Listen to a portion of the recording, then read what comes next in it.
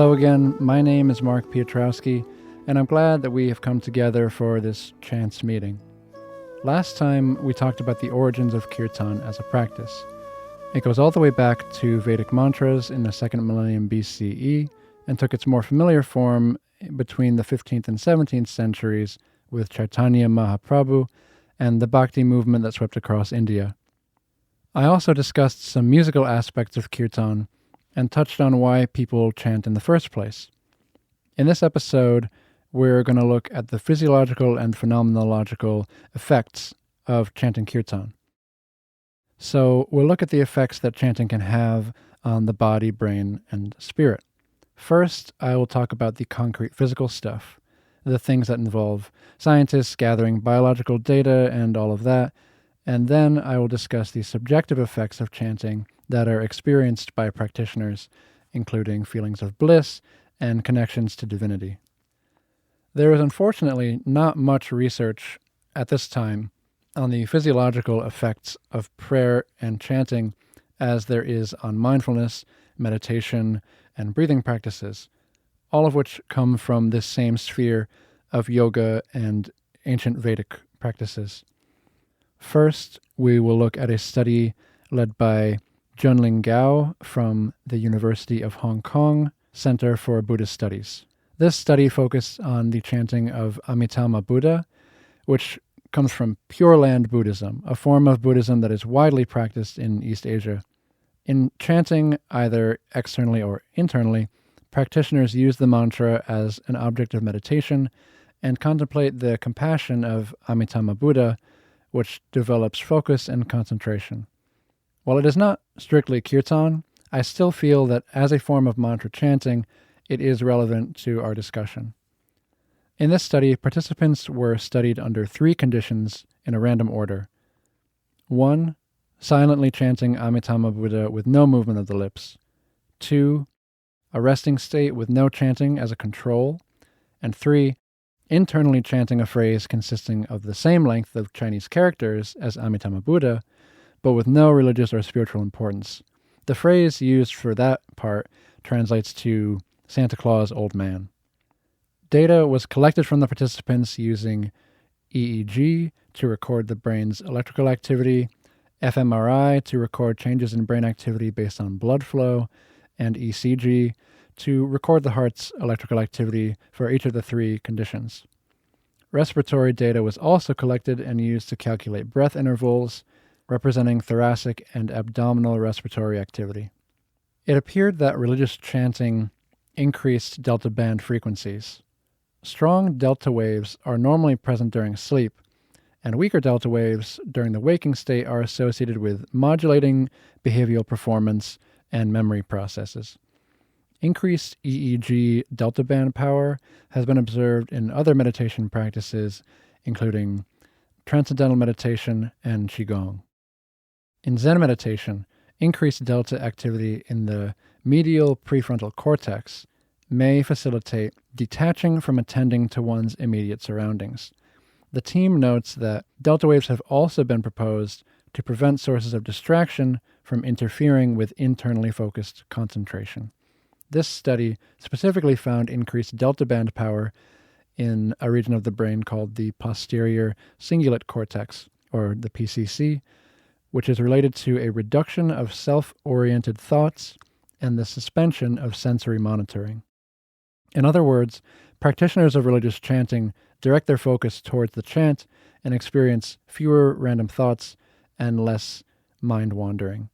The team notes that their study demonstrates that the neurophysiological correlates of religious chanting are distinct from those of mindfulness meditation, which has much more research behind it. Just as yoga and meditation have gained popularity due to their therapeutic possibilities, Gao proposes that different religious or meditative practices may be more effective for the alleviation of specific neuropsychiatric symptoms. For example, chanting Amitabha Buddha and relevant practices that increase delta band power are likely to be beneficial to a wide range of patients suffering from sleep disorders. It is also important to note that Gao hypothesizes that the effectiveness of chanting correlates to the individual's level of experience with chanting, how long they have been practicing, and how devoted they are to their faith or practice. Basically, the more devoted and the more experienced you are, the more effective your practice will be in alleviating neuropsychiatric symptoms.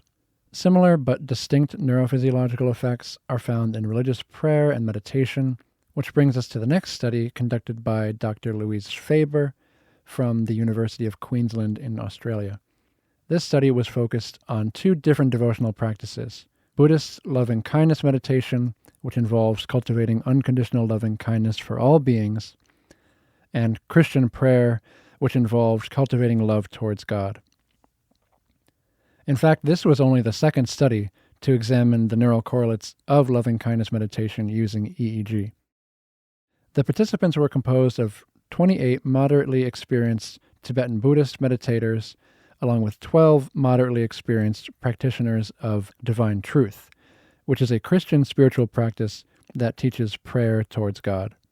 The two groups were similar in age, with the Buddhists having an average of 1,900 hours of practice over 7 years, and the Christians having an average of 1,700 hours of practice over a period of 1 to 6 years. As in the Amitabha Buddha study, Faber's study employed the use of EEG. For 4 periods of 60 seconds, resting EEG was recorded, 2 of them with eyes open and 2 with eyes closed. Each group also underwent 4 blocks of 2 different practices.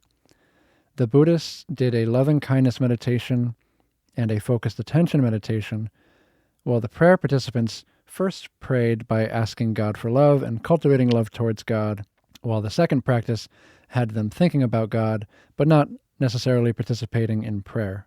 So each group had one practice that generated spiritual love, which was the focus of the study. Participants indicated the onset and offset of the state of spiritual love during their practices by pressing a button. Dr. Faber found that the neural correlates for feelings of spiritual love or divine love to be distinctly different from other forms of love, such as romantic or maternal love.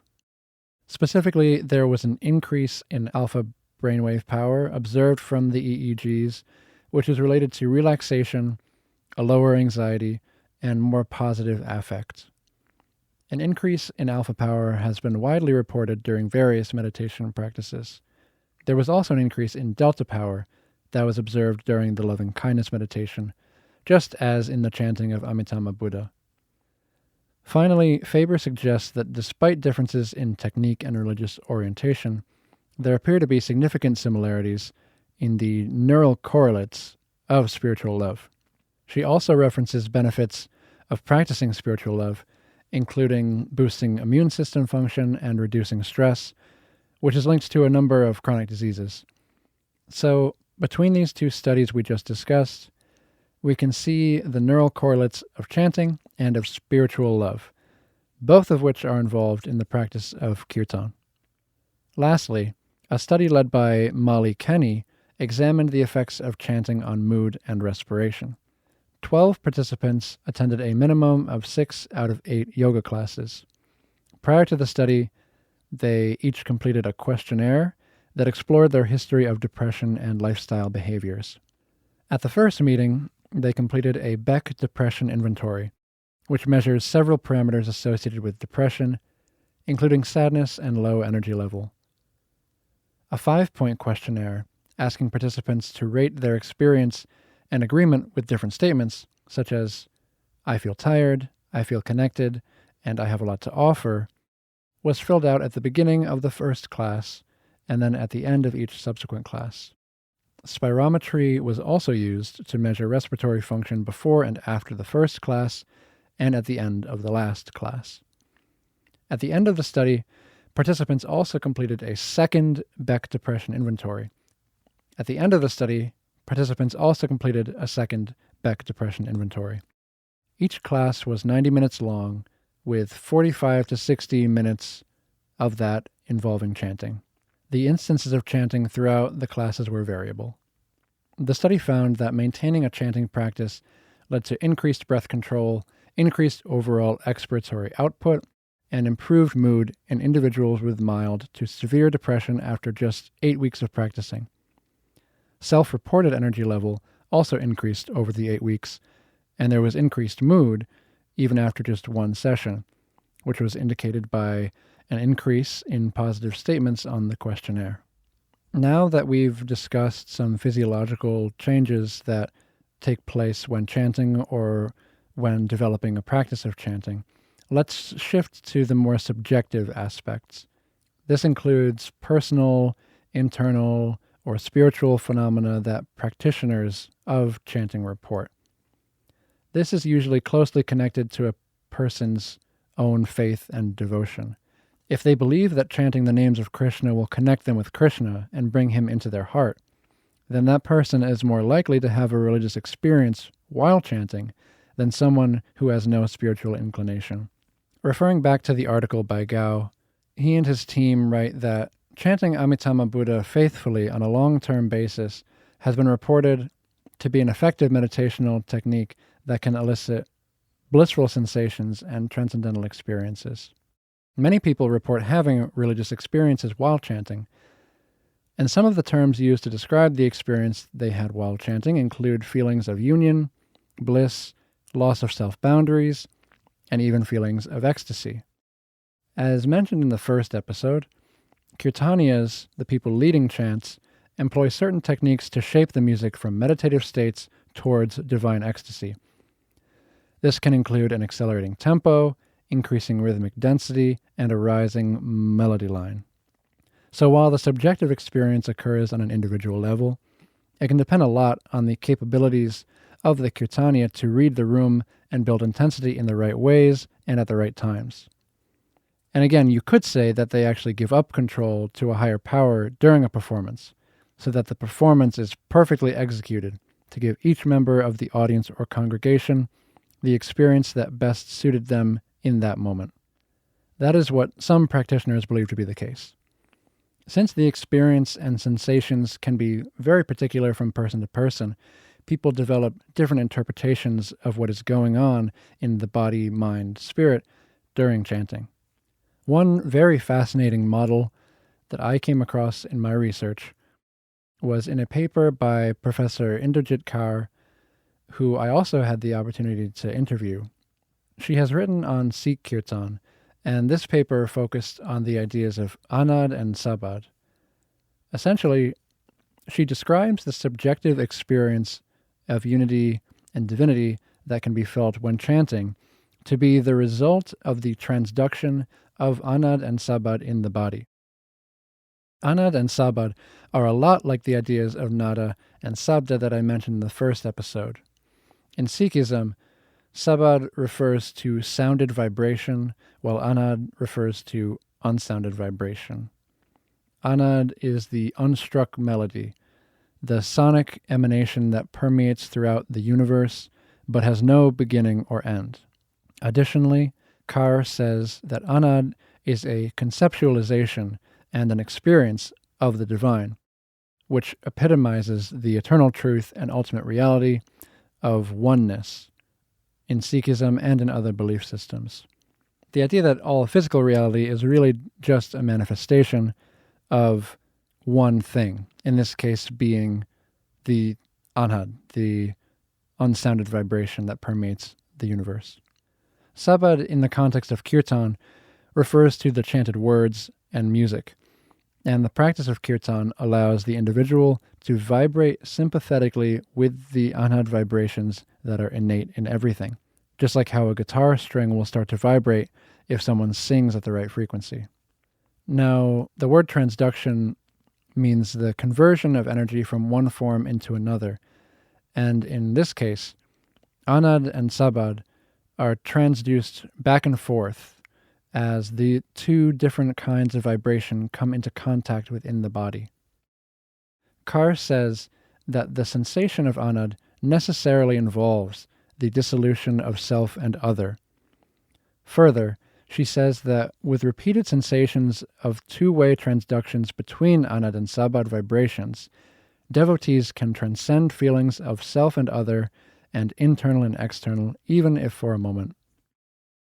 I'll finish this episode with just some anecdotal talk about my experience with chanting. I find that listening to Kirtan is at the very least incredibly soothing and calming and relaxing. It does have a bit of a hypnotic or trance-like effect, and it feels a lot like keeping a mantra in your head, except there's music along with it. I haven't had the opportunity to see Kirtan performed live, so I haven't chanted in a group setting, but I will occasionally chant along with recordings. I find that the repetitive chanting and the rhythmic breathing associated with that has similar effects to any other breathing exercise and also has similarities to meditation.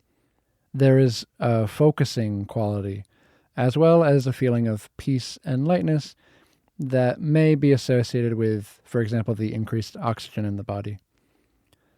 Certainly, having a level of devotion with which to support and direct your chanting helps achieve feelings of bliss or ecstasy. Chanting does seem to improve my mood even after just one 10 or so minute song. If anyone is curious about chanting and might want to try it, I will include links to some kirtan that I've listened to in the show notes. Thank you for listening to this episode, and I hope you'll stick around for the next one. In the next episode, we'll be looking at kirtan's more recent history, including its transmission from India to America and all over the globe, and what kirtan looks like today compared to traditional kirtan. Do these practices have a place outside of their original setting? I hope you'll join the discussion. I'll see you then at our next chants meeting.